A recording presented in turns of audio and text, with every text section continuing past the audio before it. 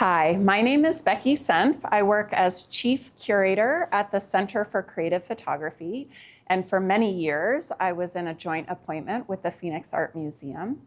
And I'm delighted to be here today to review the works that are in the Arizona Photography Alliance members exhibition. And I have really enjoyed the range of work. It's fun to see all the different kinds of subject matter that people are using, the kinds of photographic techniques that people are using. And so I'm gonna dive in and talk about some of the works. So this piece, and there's a second one that goes with it, what I like especially about this color still life is the unusual vantage point looking down on the tabletop.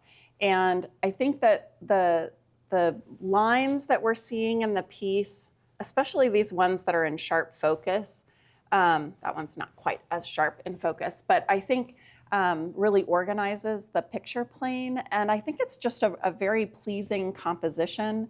There's something really beautiful about having just left the table and all the kind of feelings that are associated with the breakfast table and sharing a meal with someone. I particularly like this little detail of the fruit pit, looks kind of like a fish, out of focus in that upper right corner. And the picture of the chair, what I'm interested in with this picture are these kind of repeating textures and patterns that move throughout the picture. So the cobblestone underfoot, the branch, the maple leaves that are coming in, the pattern of the water on the chair, and then the out of focus leaves and shadows across the top of the picture create this rhythmic quality throughout the photograph. So next I want to talk about this pair of diptychs. I think they're really interesting. I'm enjoying the combination of the oceany plant matter with the not oceany plant matter. And I think that the palette of the sand in each of the pictures contrasted with the stone or whatever the material is on the opposite side makes for a very dynamic picture. I'm also interested in the technique. It seems, I'm not sure exactly what it is that I'm looking at in terms of photographic process, but it seems like there's some kind of a surface over the top, some kind of a lacquer or top surface that gives the prints a really interesting reflective quality and almost feels like it's sealing the image into the photograph, and I find that appealing as well. This pair includes our second prize winner, the top image here, and I'm interested in both of these pictures for the way that they're layering information and blending archival materials with photographs that are shot in real space. I especially liked the top one because of how subtle it was, and we get the layering of this letter and its envelope over top of a surface, a ground, literally the ground. And there are all of these little bits and pieces, little bits of brick and little bits of plant matter. We're in raking light, so we've got a mix of shadows along with the surface of the ground and the way that the little twigs and bits of brick are adhered almost into the ground. Presumably, all of that also speaks of the location that the photograph was made. And I like that we can see that there are some incisions into the archival materials, both here and up here, which I'm presuming is related to a kind of censoring of the original letter, although I'm not certain.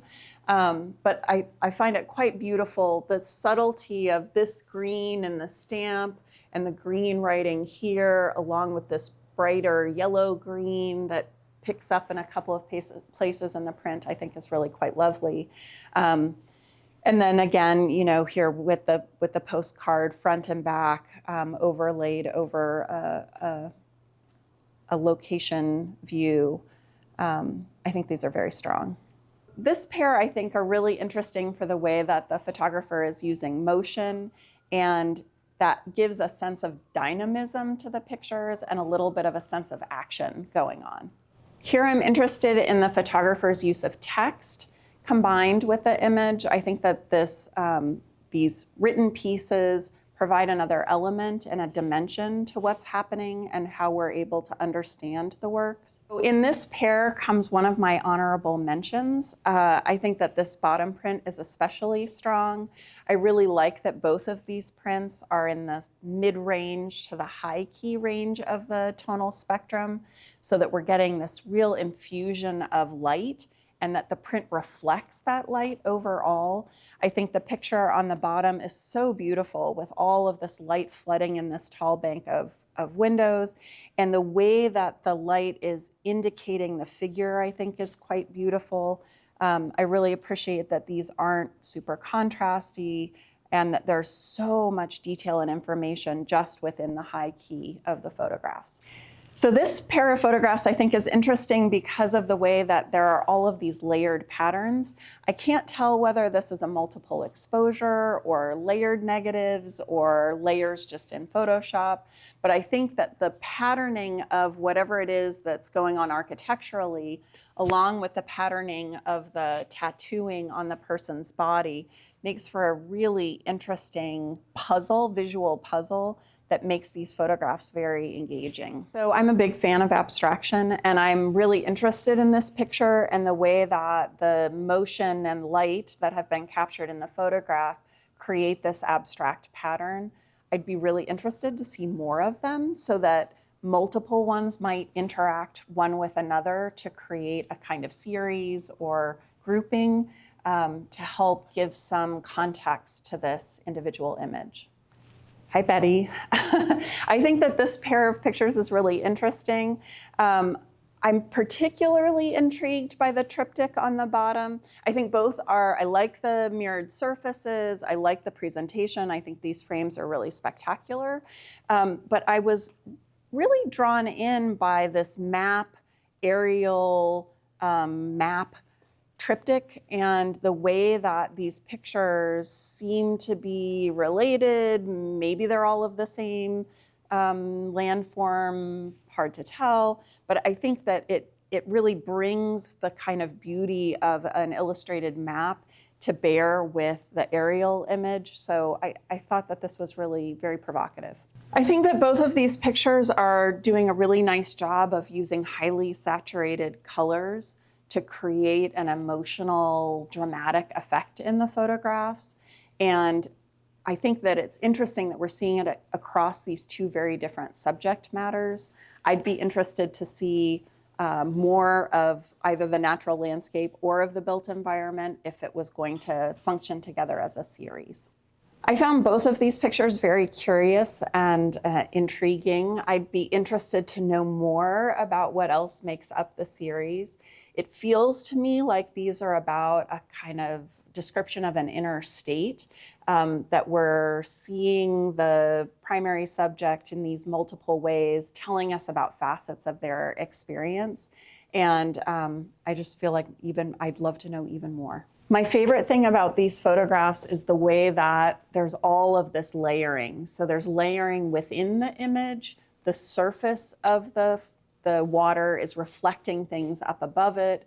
We're seeing through the water into the pond and seeing the fish below the pond. And then there's also this stitching that's happening on the surface of the image, giving another layer and dimensionality to the photographs. I think these are really interesting. These two pictures, I think, both do a really nice job evoking mood and using different elements in each picture to create that sense of mood. In the upper picture, it's the mist and the way that the mist both conceals and reveals information in the photograph. And in the lower one, it's the use of color and these blocks of vivid pinks and purples and the flowers, that beautiful ochre end of the building, and the bright blue sky. I think this pair of pictures does a really beautiful job of giving us street photography, but providing us with a lot of detail without it feeling at all intrusive or like it's taking advantage of the subjects. I think all of the visual detail in the upper image makes the picture especially strong and gives a viewer a lot to unpack as they view the image. So I think this is a really interesting photograph. I appreciate the use of the floating of the emulsion to create this disruption of the image that takes this subject of a brace and a pair of shoes and really makes it very confusing. There's a kind of disorganization of the space that I think makes the subject very dynamic and interrupts your sense of being able to read it as an actual space. And I would be interested to see more. I think that this photograph is really quite lovely. The way that the colors and the palette of this picture come together makes it so harmonic. And I also think that all of the subtlety of the ribbon and the textures within them makes this picture something that would be really beautiful to live with. So this is our first place prize winner.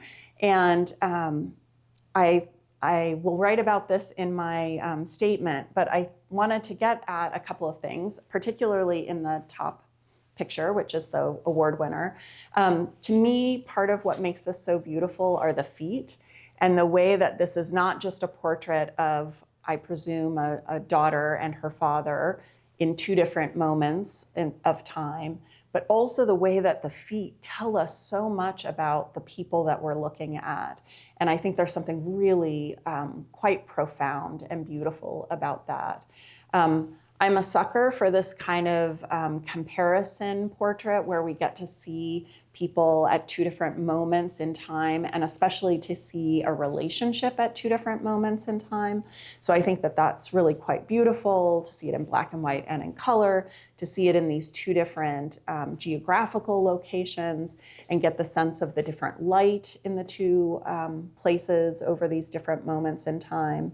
And then I also want to comment on the lower picture, and I think the importance of showing these moments of emotional distress and challenge and grief, because I think in our culture we're not very good at sitting with this kind of emotional discomfort, and I think showing it and acknowledging it is very important.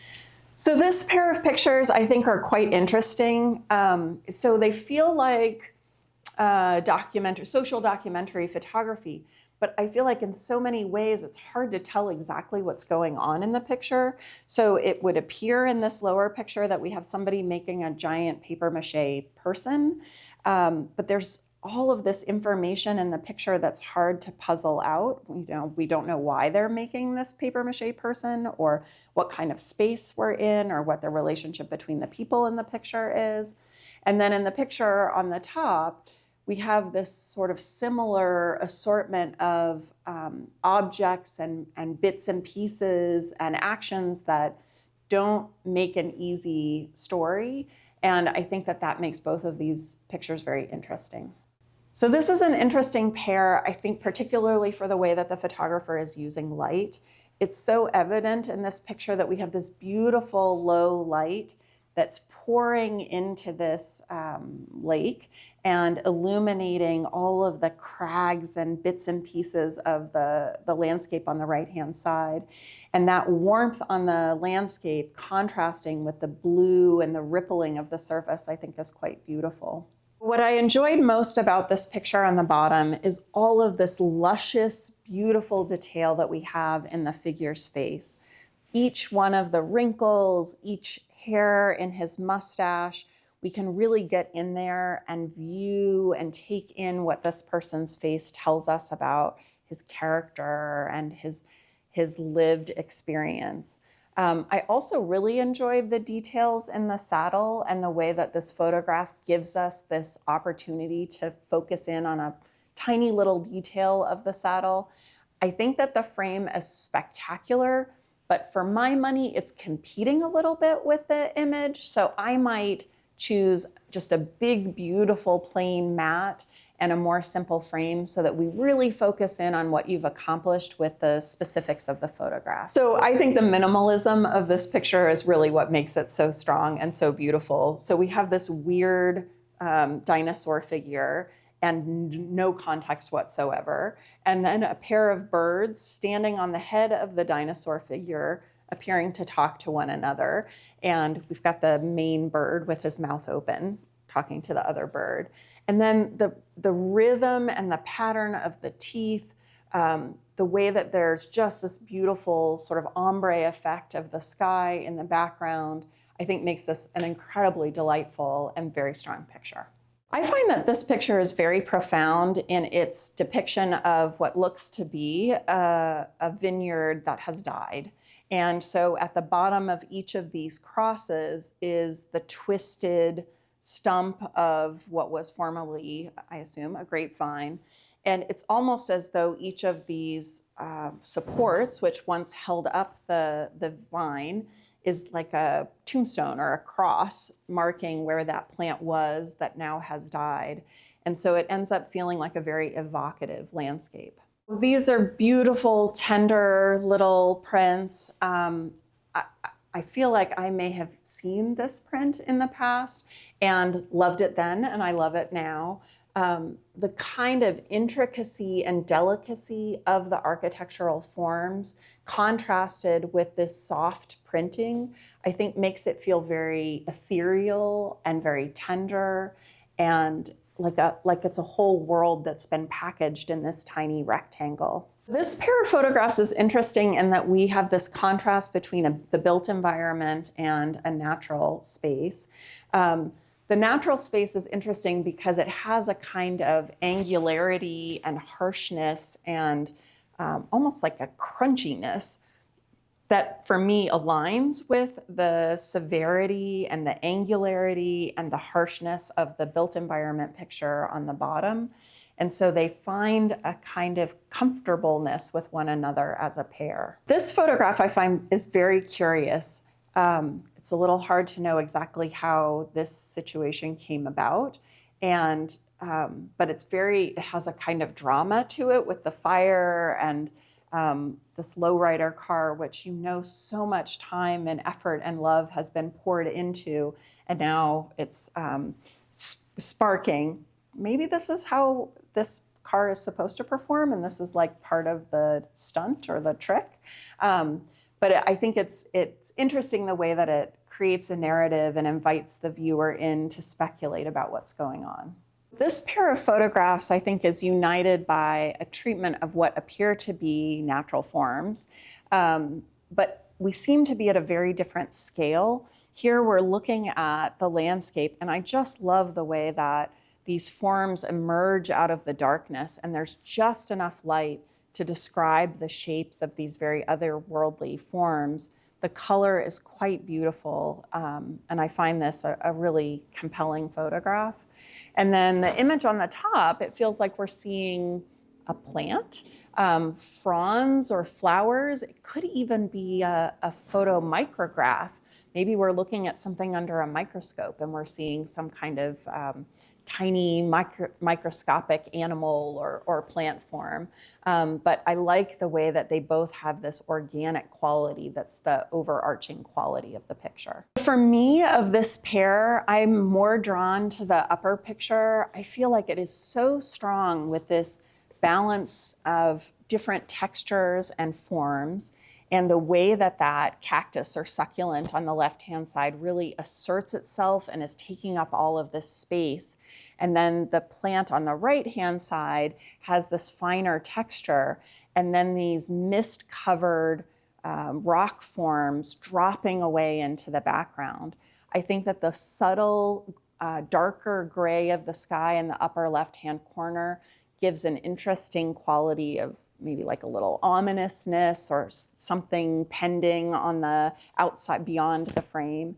But I find this a very pleasing photograph. I think the palette is quite beautiful, and I think it's really strong. I think in contrast, the black and white misses some of what the beautiful palette in the upper picture has, and it doesn't have quite the same compositional strength and dynamism of the upper picture. I think these pictures are really interesting, and I kept finding myself coming back to the lower one of the two.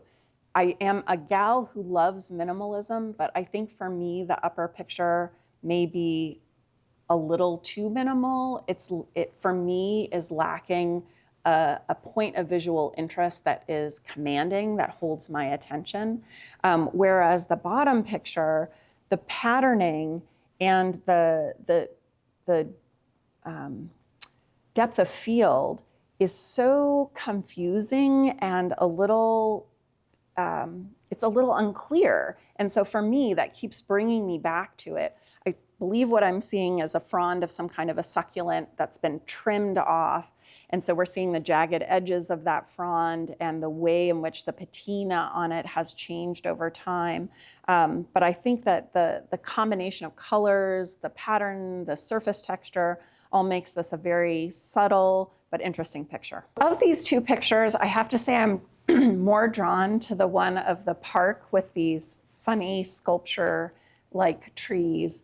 And for me, what makes it so interesting is the combination of scale of these giant trees and these incredible puffy white clouds, and then all of the tight information that you get below the trees with the park benches and the little bits of information about the paths and the angularity of the paths. It makes it very strong. For me, the picture on the bottom is a little less compelling because I'm missing that contrast of scale shift. Although I must say that the texture on this piece of stone, this monolith, is quite appealing. And for me, that makes this picture. It's this element of it, and then the way that it drops away into these other areas of the photograph. This picture reminds me of the way that Ansel Adams might have made a still life picture in this contrasting layering of different materials. So it's like a perfect group F64 picture with the little pebbles and the dirt across the bottom, the way that the wood has all of these cracks, the way you can see the nails embedded in them. Then we get to see the boards on the end along with the grain. So it's a beautiful contrast of different textures and materials. I'm gonna pretend that this pair of pictures is supposed to be a diptych because I think it's really fun to imagine them in conversation one with the other. The top of this crested saguaro and the way that it asserts itself up against the front of the picture plane with the landscape dropping back, all of this fabulous detail in the information of the saguaro, and then contrasting it with this pile of wires and the way that it's sitting down on the asphalt and the pathway. And so we get this interesting distinction of space on the top and then a meshing of space on the bottom. For me, of this pair, the top one is a little bit stronger. I'm going to make a technical observation that in the lower picture, it feels like we're getting some noise. I'm not sure if that's from enlarging or over post-production. But in contrast, I think the upper image offers us all of these beautiful surfaces to provide a context for the main subject, and that the main subject is described so beautifully. The contrast of the garment with the skin, with the bangles around her wrists, with the headscarf, and then of course this puff of smoke that creates the central action of the picture. So I find the upper one really very evocative and inviting. I think this is a terrific picture. It is so completely and beautifully resolved. The composition has great balance. The palette is so lovely. It feels like the kind of picture that someone would really want to live with because of the kind of soothing qualities of this incredibly resolved composition. There's a kind of comforting quality to it, a peacefulness, a soothing quality. And again, I'm so drawn to this palette of all of these beautiful greens and then the blues that are shot throughout. I appreciate that what we've got here is both a portrait and a still life and that they're interrelated, so that on the bottom we get to see the woodworker using the tools and in his wood shop and in process, and we get to see a bit of a thing that he's making on the right-hand side. And then on the top, we get a still life of those tools surrounded by all of these delicate curly cues of wood shavings that feel like, a strong gust of wind is going to come along and blow them all away. But for the meantime, we have this texture of the wood underneath and then all of the debris of the process on top. I think this picture is really fun with the way that the reflection ends up creating this ghostly group of people who are inhabiting the outdoor portion of this picture, even though I presume what we're seeing are people sitting on the inside, and that it gets projected then into this space that opens onto this urban landscape. So it feels like a wonderful layering and combination of spaces into a single photographic image. In this photograph, the shallow depth of field or the selective area of focus in this photograph, I think really gives a sense of mystery and majesty. You have a sense of this monumental thing, which I believe is a prickly pear pad that has shriveled and dried. But it has this sense of impermanence. It feels almost like a memento mori picture with all of these qualities of ephemerality and time passing. I especially appreciate the two upper pictures where we're getting this combination. And I don't know if these are double exposures or layered negatives or something that's happening in a digital post-processing, but I think it creates very dynamic pictures. The way in which the shadows of one image or negative are playing with the textures of another negative. And I think it creates pictures that are both unexpected and surprising, but also have a lot of visual information that they reveal. The lower pictures for me are a little less dynamic in that they don't have that kind of layered quality going on. Although I do think that the picture on the right-hand side with its kind of unexpected subject matter is very playful. So this picture is one of my honorable mentions for the show. And I want to, in particular, commend this photographer for choosing a way of describing a place which I presume is not their local native place. I'm presuming that because it's a very watery place and we live in a very dry place. But that rather than depicting a foreign place as very exotic and strange, we've got this beautiful detail-filled photograph where we're seeing a local worker, we're seeing a local boat, we're seeing these beautiful sunflowers, but we don't have any sense that we're in an unfair power dynamic with the person in the picture. So every time you have a photographer and you have a subject, a person, there is a power dynamic between those two people. And when you photograph someone, especially in a foreign place, you run the risk of creating this imbalance between the subject of the photograph and the photographer. I think this is such a beautiful solution because we have all of this rich information. We are able to scour the picture surface and really read what's going on here without taking advantage of the subject in the picture. So I think this is such a fun photograph. I particularly love the power lines that are moving across the surface of the photograph and creating a pattern up against the picture plane. And then behind it, we have this machine-filled, orange glowing structure. I don't know what it does, but it feels very much like it's related to power or infrastructure. And I think that the quality of these glowing lights makes it feel very alive, very dynamic, even though we're looking at a landscape. This pair of pictures offers us these beautiful, subtle, quiet vignettes from what I imagine is some kind of a rodeo sporting event. And they both are so quiet and offer us just this tiny observed moment in what I imagine as a scene with a lot of activity and noise and excitement and drama. And here we're getting to see the quieter side of the event.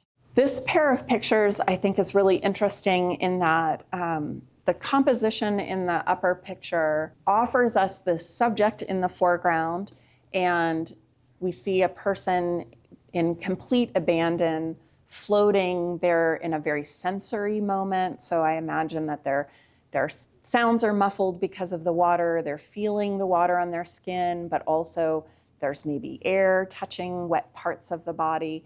And all of that I find very provocative and dynamic. And then it's dropped into this expansive setting that doesn't provide that much detail. So there's all of this curiosity about where this person is and what else is going on in that space. The lower picture, in contrast, offers us just this tiny moment. It's almost like a symbol or a kind of glyph of an idea, so that we're just getting a morsel of information. So these two pictures, I think, are really interesting in the way that they provide us a view of something very clearly seen.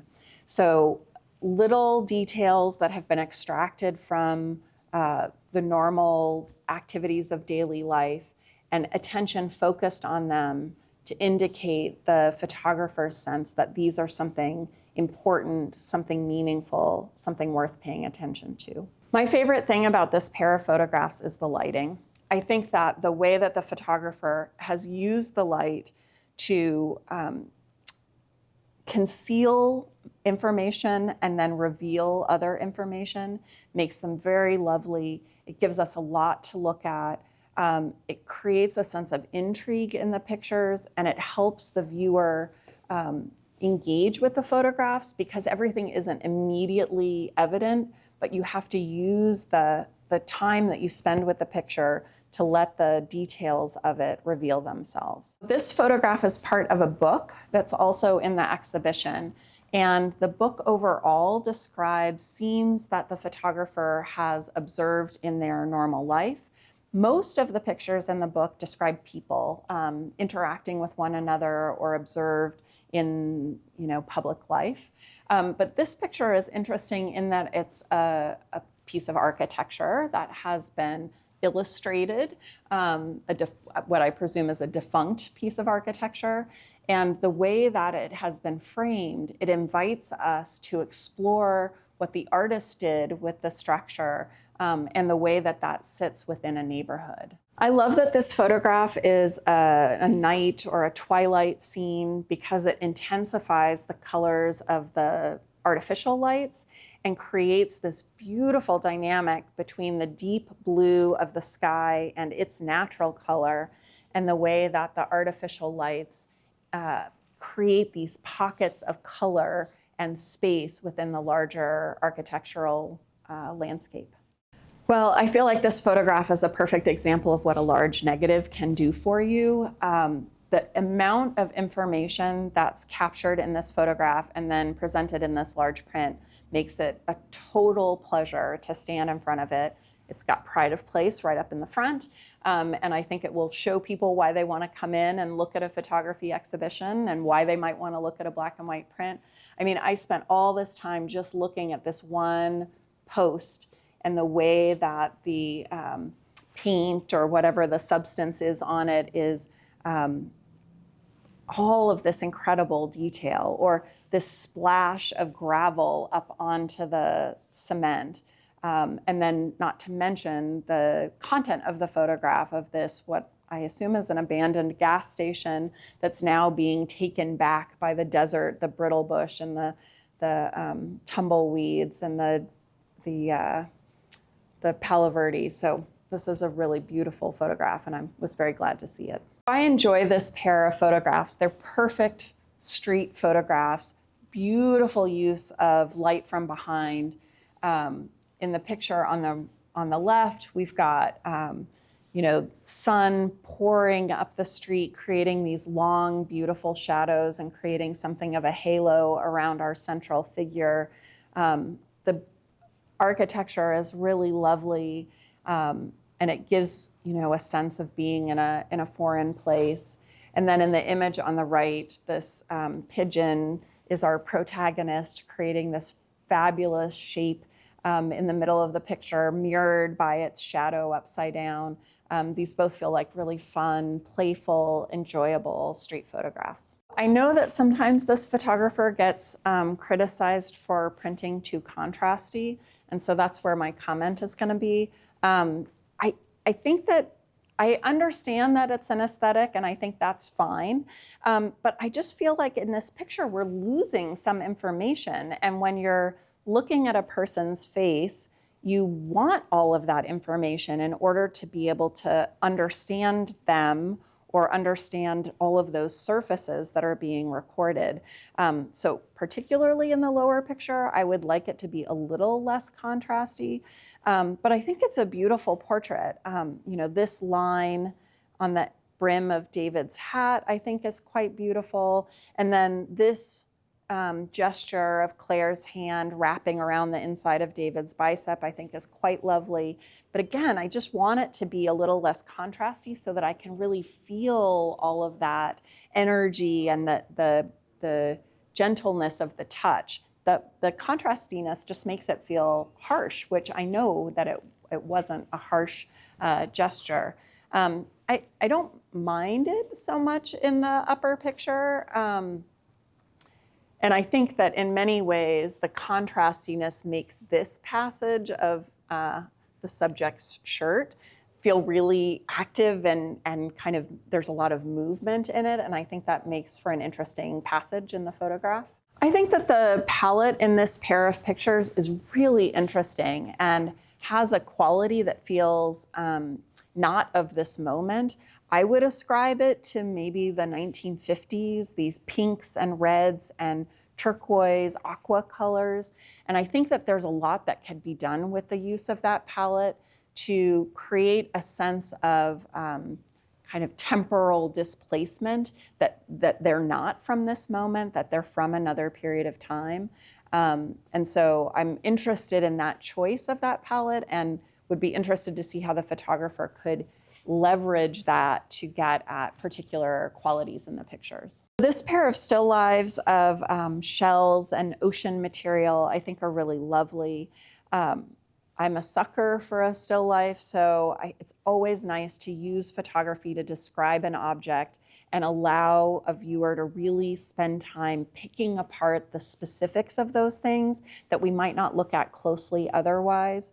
So I think the grouping of all these different textures and shapes and edges and reflective qualities, I think makes for a very interesting photograph. I might push the composition a little bit on these. The pictures feel like they're organized very clearly, and I think that complicating the arrangement of things, layering them more, not showing us a full shell or a full starfish, might make them a little bit more dynamic and a little bit more engaging. This pair includes my third place prize winner with this upper picture. And that picture in particular, I feel is wonderfully confusing. And I really like that the way that the photographer has both lit it or used the existing light creates this space where you're having trouble pulling the figure out of the background. And then that flattened space of pattern that all mixes together and flattens into one area is then broken by this little bit of table and place setting, which then creates a sense that you're in a three-dimensional space in a room. So I find it just very puzzling, very confusing. It's just the right amount of disturbing or uncomfortable to make it very interesting and attractive. And I think it's really delightful. So these are really exquisitely beautiful photographs. I think they're very strong. I find the picture face-mounted to plexi a really beautiful way to display a photograph. You get this very sumptuous quality of the glossy surface with the photographic image. And I think that the compositions are really engaging and strong. I think the palettes are really beautiful. I think it's interesting that in the upper picture, we have this very muted palette with the flower and the pod and the leaves, and then this selection of grays and browns in the background, and it contrasts with this Palo Verde branch and this very colorful background. But I think they make an interesting pair, and I think both of them are very pleasing and well-resolved pictures.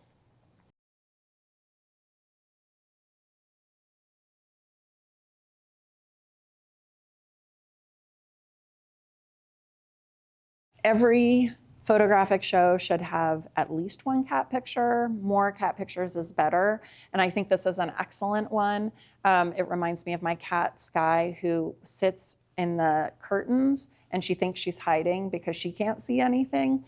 So I think this is really fun, very playful. This wonderful shape on the pot creates an attractive space for the eye to go where the cat's face should be, and works beautifully with the composition of the body of the cat as well. And I think it's a great picture. So I think this pair is interesting in that they each have a different proximity to the subject. So in one, we're seeing the horse and rider, and we get this beautiful sheen of light off the horse's coat. And I really like that the rider is in shadow so that we see the person's backside and arm, but not their body or face in clear definition. It makes it a very appealing and I think a more subtle photograph. And then on the right, we get this very close up to the horse's face seen through the bars. And I think the light that describes the eye on the left is really quite abstract, which makes the whole photograph much more curious and interesting. I appreciate the way in which these photographs convey a sense of action and drama and motion. And for me, I'm interested in the details of the picture on the top and the way that we see not only the riders in action, but all of the spectators as well. And so it creates a sense of context and helps me understand what's going on in the picture. In the lower picture, there is a loss of detail, and I don't know if that was intentional on the part of the photographer to make this a more abstract picture, or if it's meant to have the same degree of detail as the picture on the top, but it raises a question for me. The abstraction certainly does give it a more universal quality, which could be a goal of the photographer, but it feels like it could also be an artifact of the photograph being overly manipulated in post-production, or a bit of noise from a digital photograph that doesn't have quite enough definition. I find these pictures really enjoyable. I think that there's a lot of interest in the way that the photographic space and photographic information is competing with the surface treatment and the way that the colors and patterns are threatening to override what we're reading in the picture as three-dimensional photographic space. I think it makes them very strong as images, and the kind of thing that in its abstraction could be very easy to live with, because the viewer is going to continue to come back to it and discover new things and relate to them in new ways over time. So in the picture on the top, I really love the palette, and I think that the combination of these range of greens and oranges makes for such a dynamic picture.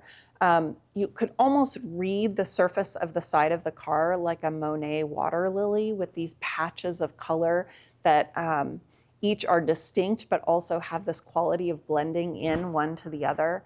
I find that very interesting. And then in the lower picture, the use of light in this nighttime scene I think is really interesting, and it almost feels like a film still. This photographer has done a fabulous job catching motion, and the way that that motion shows up photographically, I think gives a sense of dynamism, and it's almost synesthetic, meaning you can almost hear the photograph when you look at it. All of that movement gives you a sense of an action taking place and the kind of excitement and drama that goes along with it. This picture, I think, has got a great sense of humor. This feels like the kind of thing that a photographer observes, and it feels a little too good to be true. You've got this very surprising scene of women dressed as nuns doing jello shots. It raises questions about where we are, what kind of event this is. And I think that the setting helps confuse it because the photographer gave us such a tight crop. We can't really give it a context. We don't know what we're looking at. But I think it's really delightful the way it invites the viewer to ask all these questions.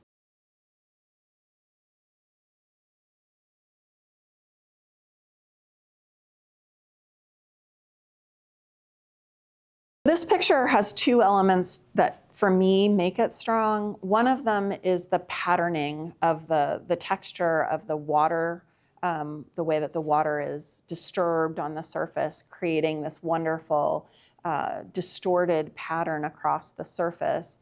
And then the palette. I think that this group of greens, along with the white garment underwater, which underwater ends up looking very blue, along with the skin tones, is really very harmonious and creates a photograph with a set of colors into an abstract pattern that makes it very desirable. For me, I wonder if these two pictures are meant to be acting as a pair, or are they separate things happening?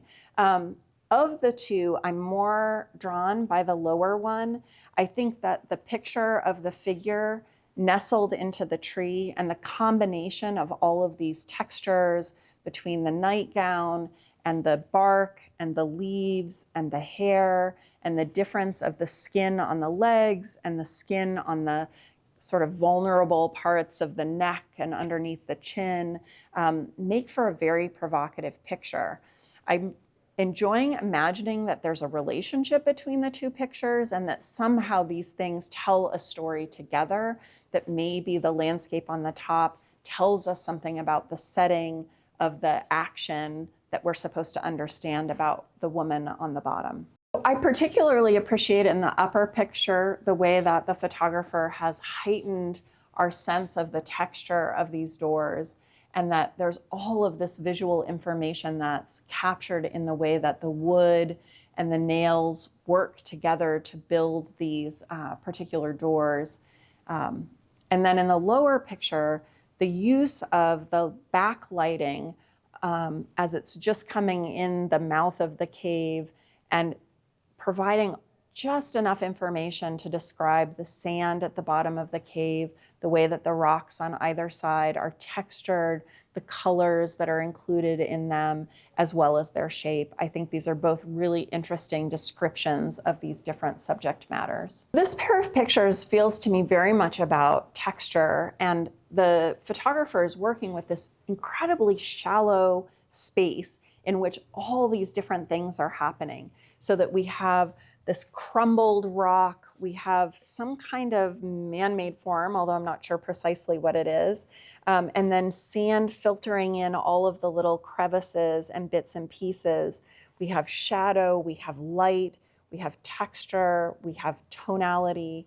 The upper picture similarly uses just this very shallow space, but because of the raking light, we get these very dramatic shadows, the sense of the surface peeling away and revealing the rocks below. And I think that that makes for a very dynamic still life. I really enjoyed this particular pair of pictures. I think that the upper picture is very smart, and I really appreciated the way that the photographer placed the flower from her umbrella right over her face. And so we see her, but there's also this obstructed view. She's a little bit protected by that flower obscuring her face. And so she has her own personal space that's defined by her umbrella. And that makes her able to move through the space with some sense of empowerment and ownership. And the lower picture, for me, what makes this picture is the truck and the surface of the truck and the way that the surface is so, it almost reads like velvet. It has this very sumptuous tactile quality. And then you have the motion of the boy running away or looking back over his shoulder. And so there's this solidness, and then there's this ephemerality, and the contrast, I think, makes for a very interesting picture. For me, of these two pictures, the upper one with its minimal qualities is so captivating. I find that the layering of the shapes and the reflections is very interesting. The way that that bead of water, large bead of water sitting on top of the lily pad feels almost like it's glass or crystal, or it has all of these reflective qualities about it. The way that the little bit of light catching the water that grabs onto that stem, it's a perfect organization of very minimal information. But what photography does so beautifully is describe these distinct features, visual features of the shadows and the plants and the water, and give us something very minimal but very elegant.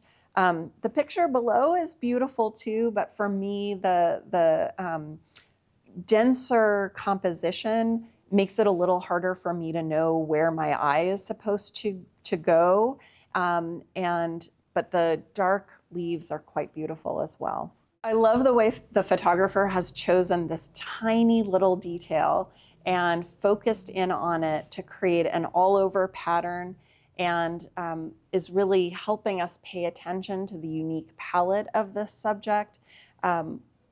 It's both minimal with the pattern and yet also very maximalist with this so much information of all of these little bits and pieces all kind of stuffed into the frame.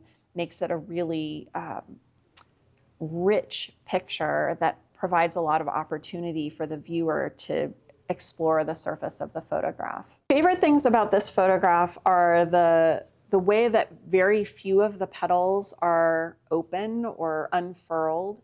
And so you get this sense that we're watching something that is just beginning but hasn't moved very far along. There are two insects in the picture, which I think, again, has this sense of like the world is just waking up, and the bugs are just out exploring and finding the things that are gonna be a part of their day.